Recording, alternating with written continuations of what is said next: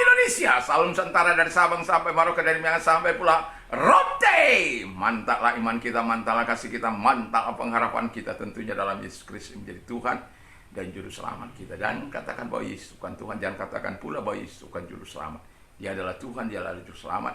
Kalau engkau percaya, engkau akan diselamatkan. Engkau tidak percaya, engkau akan dihukum. Yohanes 3 ayat 36. Karena Yesus sudah berkata dalam Yohanes 14 ayat 6, akulah jalan dan kebenaran dan hidup. Tiada seorang sampai kepada Allah kalau tidak melalui aku.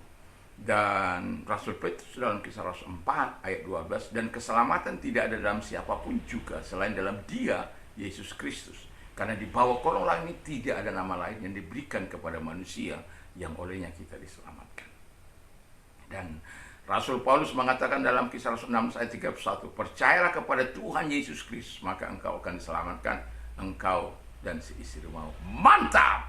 Dan selamat sore bagi kita semuanya. Semoga kekuatan Tuhan, kekuatan firman, kekuatan Roh Kudus, kekuatan doa, kekuatan iman akan menyertai kita, dan damai yang dari Tuhan itu melekat kuat dalam setiap kehidupan hati dan pikiran kita. Puji nama Tuhan. Saya ingin melanjutkan yang kedua, mengikuti perintah Tuhan bagian kedua. Dan firman Allah masih tetap sama walaupun saya harus memperkatakan yang pertama, yaitu bersukacitalah senantiasa. Sekali lagi kukatakan bersukacitalah. Bersukacitalah senantiasa. Sekali lagi kukatakan bersukacitalah. Bersukacitalah senantiasa. Sekali lagi kukatakan bersukacitalah. Hendaklah kebaikan hatimu diketahui semua orang. Tuhan sudah dekat. Hendaklah kebaikan hatimu diketahui semua orang. Tuhan sudah dekat. Hendaklah kebaikan hatimu diketahui semua orang. Tuhan sudah dekat. Janganlah hendaknya kamu khawatir tentang apapun juga, tetapi nyatakanlah dalam segala hal keinginanmu kepada Allah di dalam doa dan permohonan dengan ucapan syukur.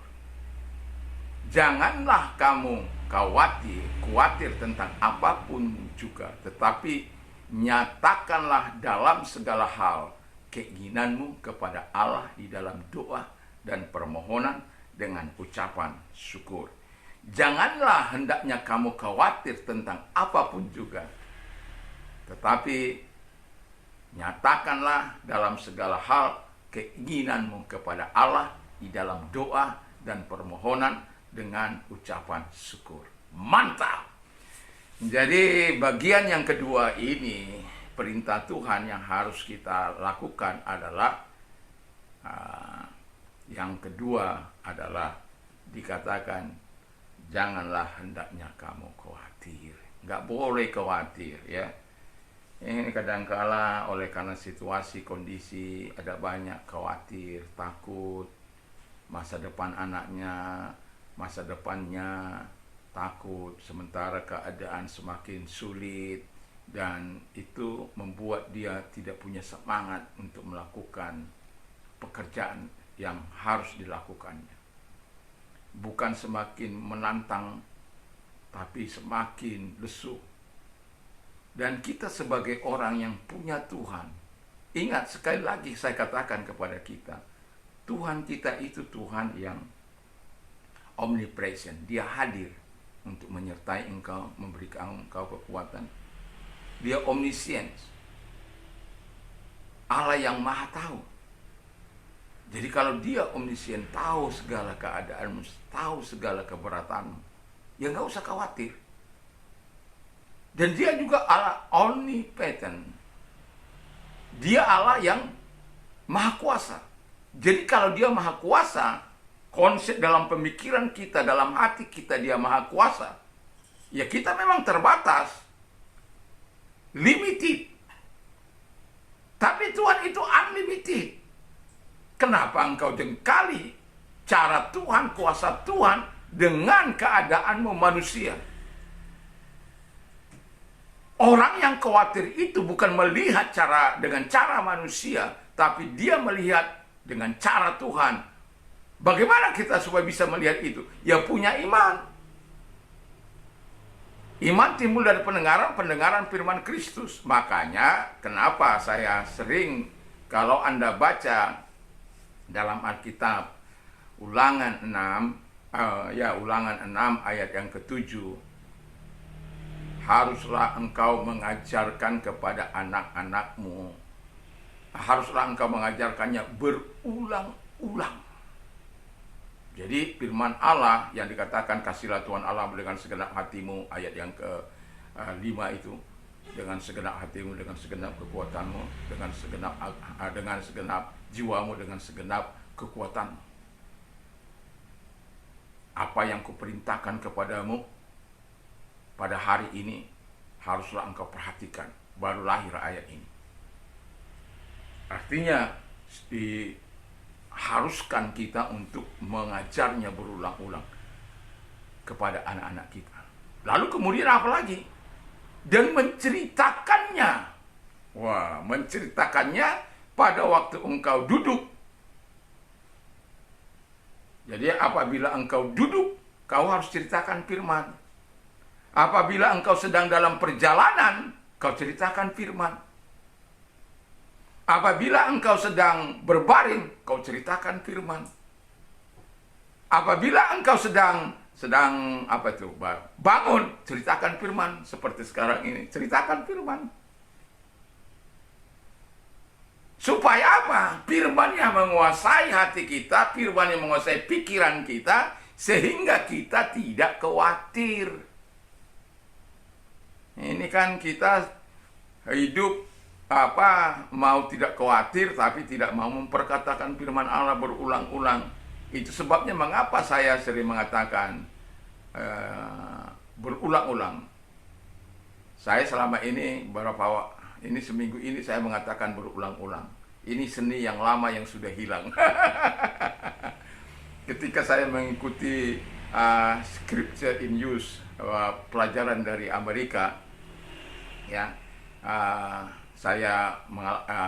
kita pelatihan walaupun menghadapi tantangan, ya, pembicara kita harus dideportasi karena kita nggak tahu gitu ya. Tapi selama pembicaraan tentang firman Allah, bagaimana menyampaikan firman Allah supaya berulang-ulang itu, supaya melekat di dalam hidup kita. Karena yang mampu mengubah hidup manusia, firman Allah. Dia menceritakan bagaimana Yesus seorang storytelling yang betul-betul mengungkapkan firman Allah itu dari hati dan memperkatakannya berulang-ulang. Dan itulah sebabnya Alkitab katakan kepada kita supaya kita mengajarkannya berulang-ulang. Bahkan kita harus taruh di gelang tangan kita, harus taruh di dahi kita, harus taruh di pintu rumah kita, di pintu gerbang kita. Supaya apa? Kita senantiasa teringat kepada kebenaran firman itu. Karena pada dasarnya kita pelupa. Coba kita renungkan. Kita renungkan sejenak. Bagi mereka yang sudah tua lah dulu merenungkannya. Di masa usia sekarang, seberapa banyak firman Allah yang ada dalam pikiranmu?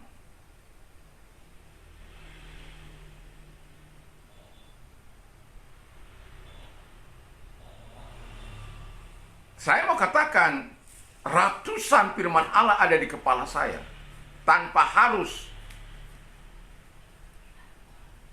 Tapi itu saya anggap kurang. Lalu bagaimana kita mau tidak khawatir dalam hidup ini ketika kita tidak menguasai firman Allah dalam hati kita? Sementara firman Allah katakan jangan khawatir, tapi karena tidak ada firman Allah dalam hidup kita, kita akhirnya jadi khawatir. Musuh terbesar dari iman kita adalah khawatir, bimbang, ragu, takut, dan lain sebagainya. Dan itu sebabnya firman Allah katakan, jangan kamu khawatir.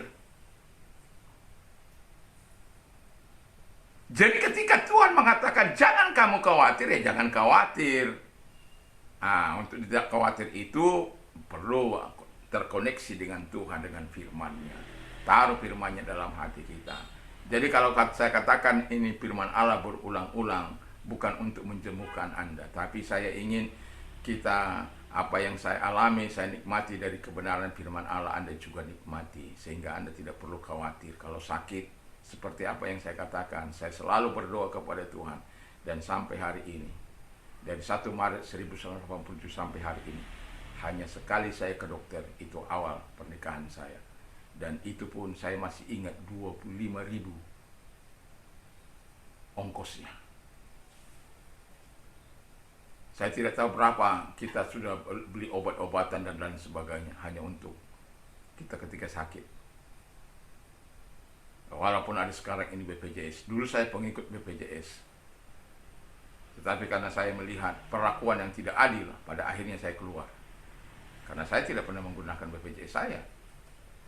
Karena saya menggunakannya ada bantuan Yesus Kristus pada saya. BP bantuan Tuhan Yesus Kristus kepada saya itu. Jadi ingat bahwa Tuhan itu mengajar kita untuk tidak khawatir. Nah, terus dikatakan yang kedua, perintah yang kedua dikatakan, tetapi nyatakanlah dalam segala hal keinginanmu dalam doa dan permohonan. Jadi ketika kita khawatir, ketika kita takut, ketika kita cemas dalam hidup ini, ya yang kita lakukan itu berdoa dan bermohon. Nyatakan, Tuhan aku khawatir ya. Kalau enggak khawatir, nyatakan. Aku masih khawatir, nyatakan. Kan sering saya katakan kalau kita khawatir, ya, 200 kali, 201 kali harus Anda berdoa. Artinya begini, sampai kekhawatiranmu itu kalah. Jangan biarkan kekhawatiranmu menguasai engkau. Kadang-kadang kan kita semangat di dalam doa. Begitu berapi-api kita mantap keluar dari kamar doa kita. Tapi setelah di luar melihat situasi kenyataan, lemah lagi. Nah, doa lagi. Lalu berulang lagi. Cemas lagi, doa lagi. Cemas lagi, doa lagi, cemas lagi, doa lagi, cemas lagi, doa lagi, cemas lagi, doa lagi, bermohon lagi, bermohon lagi, bermohon lagi, cemas lagi, doa lagi,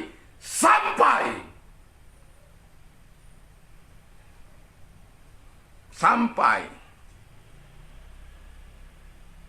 kuasa doa itu memenangkan engkau, memenangkan hatimu, mengenangkan pikiranmu. Dan disitulah engkau akan melihat, oh betapa luar biasanya Tuhan kita. Bukan berarti nggak ada proses, ada proses, tapi jalani proses itu. Apakah saya tidak pernah khawatir? Oh tentu dong pernah. Ada orang sampai saya kejar gitu, tidak pernah katanya khawatir dalam hidupnya. Saya kejar, saya hajar betul. Siapa dia? Dia bukan Tuhan, tapi tidak pernah khawatir katanya dalam hidupnya. Wah, itu saya mau sampai saya itu, tapi dia ngotot tidak pernah khawatir.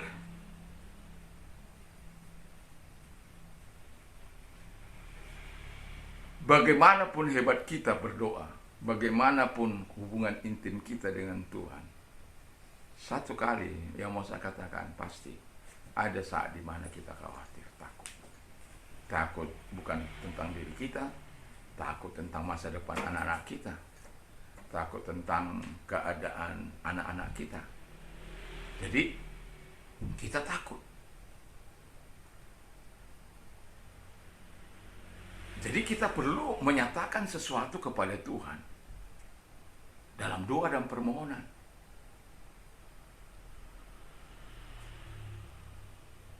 Jadi jangan biarkan kekhawatiran itu menguasai dirimu. Ikuti perintah Tuhan, maka engkau akan menikmati kuasa daripada firman itu, kuasa dari perintah Tuhan itu. Dan yang ketiga dikatakan, perintah yang ketiga adalah di mana dikatakan dalam seri yang kedua ini, ya, dikatakan dengan jelas dengan ucapan syukur. Jadi kita harus bersyukur, harus pintar-pintar bersyukur. 1000 ucapan terima kasih saya kepada Tuhan setiap hari. Pernah gagal? Tentulah. Kadangkala oleh karena keasikan mengikuti seminar dan lain sebagainya, kita lupa bersyukur sampai 1000 kali. Kita mau bersyukur 1000 kali sudah ngantuk. Ya. Tetapi saya katakan kalau saya gagal, ampuni saya Tuhan, Semoga besok pagi saya bisa bangun dengan tubuh yang sehat, bersyukur kembali. Artinya mau saya katakan bahwa hidup itu harus penuh dengan ucapan syukur. Tidak peduli dalam keadaan apapun engkau, bersyukur itu adalah kunci meraih kemenangan dari Tuhan. Bersyukur itu, makanya saya katakan 1000 ucapan syukur terima kasih saya kepada Tuhan. Terima kasih, bersyukur, terima kasih buat segala pemberian perlindungan, terima kasih buat bisa melakukan aktivitas dan lain sebagainya. Ada banyak, kalau dihitung-hitung, bisa jutaan kita bisa berterima kasih, bisa puluhan ribu dalam satu hari. Tapi saya membatasinya 1000 ucapan terima kasih saya, dan itu paling sedikit. Seperti saya katakan, kalau hal gagal, saya minta ampun pada Tuhan. 10 pujian kepada Tuhan. Dalam rangka apa? Ucapan syukur itu harus disertai dengan pujian kepada Tuhan. Sehingga ketika persoalan-persoalan yang remeh-temeh ini datang, kita sudah terlatih untuk bisa bersyukur. Karena mulut kita sudah terbiasa untuk bersyukur. Hati kita sudah terbiasa untuk connect dengan Tuhan. Hati kita sudah terbiasa terhubung dengan Tuhan, manunggal dengan hati Tuhan, bersatu dengan hati Tuhan. Sehingga kita tidak lagi cemas oleh karena situasi kondisi yang ada. Ketika kita cemas, saya katakan tadi, berulang-ulang berdoa, cemas berdoa, cemas berdoa, takut berdoa, takut berdoa, cemas berdoa, takut berdoa. Begitu terus sampai pada akhirnya kita mengalami kemenangan. Nah, bersyukur ini adalah kunci pamungkas orang percaya. Tuhan katakan begini, anakku ini sudah susah pun masih bisa bersyukur padaku. Wow, aku akan berkati dia. Anakku ini sekalipun banyak utangnya masih bisa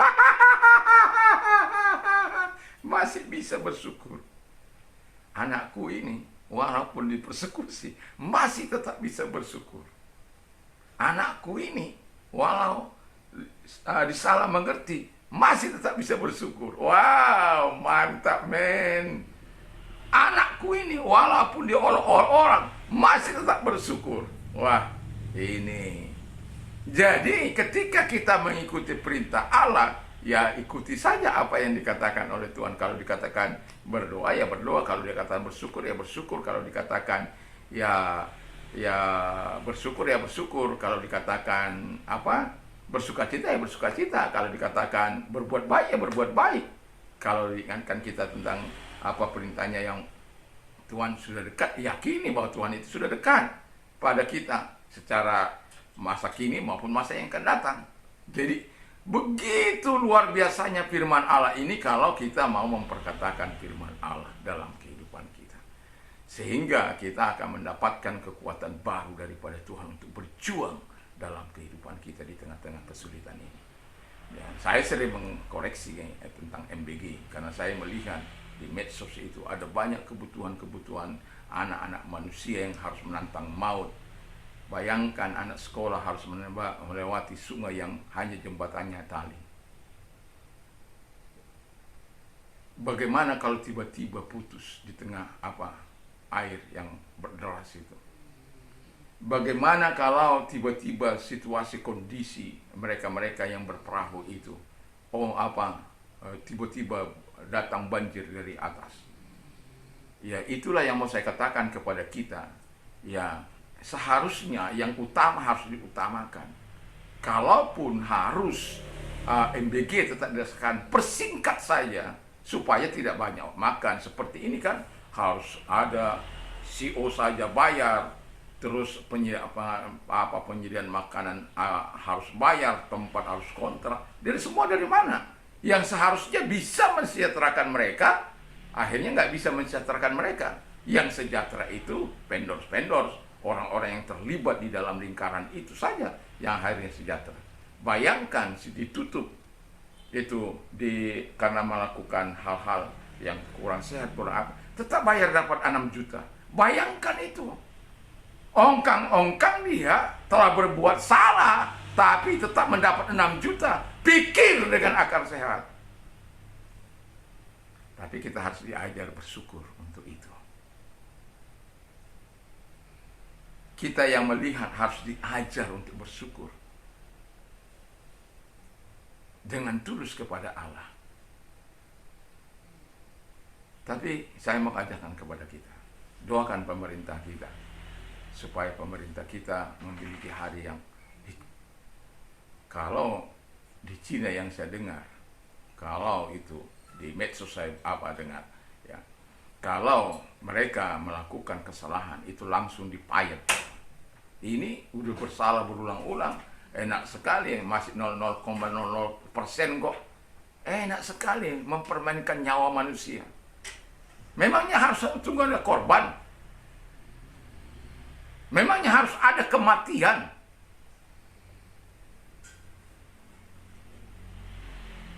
Itu ada itu di tetangga saya, dekat teman saya. Itu ada SPPG. Itu air sampahnya itu mengalir. Dia sedang jualan makanan. Kan prihatin. Saya bilang sama dia, coba kamu hadapi orang itu, bilang, berikan laporan, karena itu sudah nggak sehat itu. Kamu jualan makanan, terus air sampah mengalir, kan nggak sehat. Orang ya yang tadinya dia berjualan sehat, akhirnya nggak sehat, karena sampah di samping dindingnya, airnya mengalir ke depan rumahnya. Ya, saya tidak akan perpanjangkan lebar, tetapi saya berharap kita mengikuti perintah Tuhan. Pemerintah juga mengikuti perintah Tuhan. Semua, siapapun kita harus mengikuti perintah Tuhan, supaya semua berjalan baik, indah, dan manis pada akhirnya. Tuhan Yesus memberkati, mari kita berdoa. Terima kasih Bapa di surga, kiranya Tuhan menolong kami, sehingga Tuhan, kami sebagaimana perintah-Mu, oh Tuhan Bapa, bersukacitalah senantiasa. Sekali lagi kukatakan bersukacitalah senantiasa dalam Tuhan. Sekali lagi kukatakan bersukacitalah. Hendaklah kebaikan-Mu diketahui semua orang. Tuhan sudah dekat. Janganlah hendaknya kamu khawatir tentang apapun juga, tetapi nyatakanlah dalam segala hal keinginanmu kepada Allah di dalam doa dan permohonan dengan ucapan syukur. Terima kasih Bapa di surga. Biarkan firman-Mu akan berkuasa sepenuhnya atas hidup kami, sehingga firman-Mu dapat kami terapkan dalam kehidupan sehari-hari kami. Terima kasih. Kalau engkau sedang sakit, apapun sakit penyakitmu, arahkan tanganmu kepada Tuhan, kita berdoa. Lihat tangan-tangan yang diarahkan kepadamu yang sedang sakit Tuhan. Di dalam nama Yesus, segala sakit penyakit yang mereka derita, apapun sakit penyakit mereka, dalam nama Yesus kami perintah, keluar, dan oleh biru Yesus engkau sembuh. Terima kasih Bapa di surga. Dan kami juga berdoa kepada mereka-mereka yang sedang mengalami kesulitan dalam hidup mereka, di dalam nama Yesus. Arahkan tangan kepada Tuhan, kita berdoa. Lihat tangan-tangan yang mengalami kesulitan di dalam engkau Tuhan. Tuhan tolong apapun pengakibat kesulitan dalam hidup mereka, bisnis mereka, usaha mereka, pekerja mereka, di dalam nama Yesus.